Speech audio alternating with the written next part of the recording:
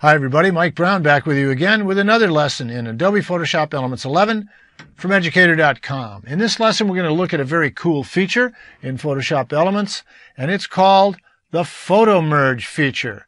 It's under the Enhance drop-down menu at the bottom, and you have different types of Photomerge. The most popular Photomerge is panoramas, and then we have group shots and scene cleaners, which are the same but opposite. If you take a scene and it has an intruding object, say it's a monument somewhere and somebody walks into the scene, and then you take another one and there's somebody over here, and you take a third one and there's somebody still in the wrong place. You've got people in different spots, but you can't get the perfect shot. You can take the group shot and tell the computer which objects to add or subtract from the scene to make the final scene perfect. The scene cleaner, group shot, you're adding pieces. Scene cleaner, predominantly you're taking them away, basically the same. Then we have panoramas, which is an extremely popular method of shooting these days, where you shoot a sequence of shots that takes in a wider range than you can actually get with your camera, and we stitch them together in the computer to make a singular, beautiful panorama. Then the fourth one is shooting exactly the same shot for exposure. If you're shooting it on a bright day and you've got bright highlights and dark shadows and midtones, you shoot a range of exposures: underexposed, right on, and overexposed, so that you have good exposures for all three: highlights, midtones, and shadows. And each one of those is going to be right for one part but not for all. In Photomerge, you put the three of them together and it merges them by exposure rather than by object or content. And Style Match is a really fun feature that we'll close this lesson out with, showing you how you can play with and come up with some creative ways of making your own cool looks very easily. So let's talk first about panoramas, which are really an extremely popular thing.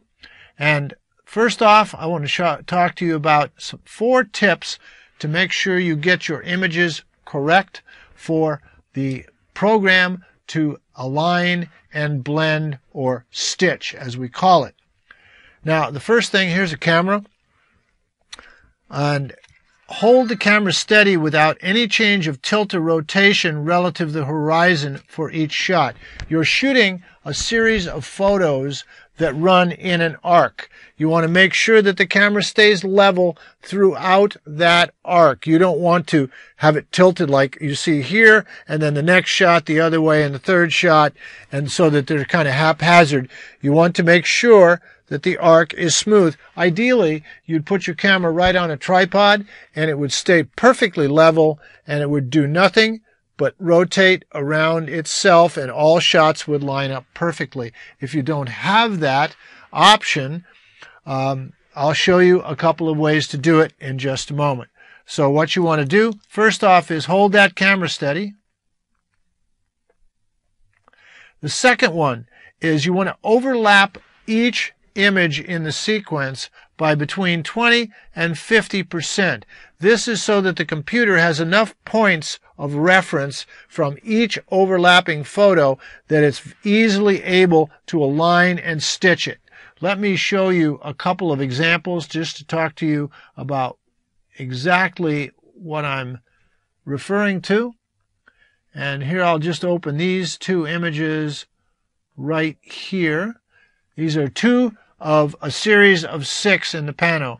This is the very center image with this sailboat, and if you'll notice, at the right side of this image, just past this post, is the tail end of this blue boat, which you see right over here.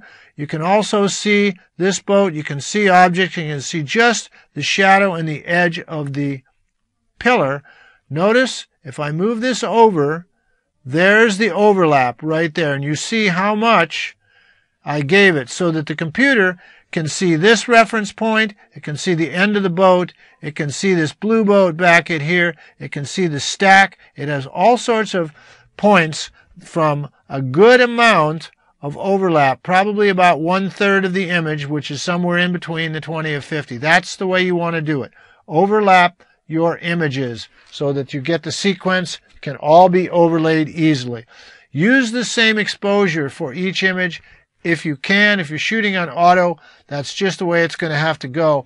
Ideally, you don't want to change your exposure so that when the images overlap, not only do the objects overlap for alignment, the exposures blend easily rather than having a dark image and a light image overlap and have the computer try to do that. Ideally, you'd put it on manual. Otherwise, do the best you can. Use the same exposure.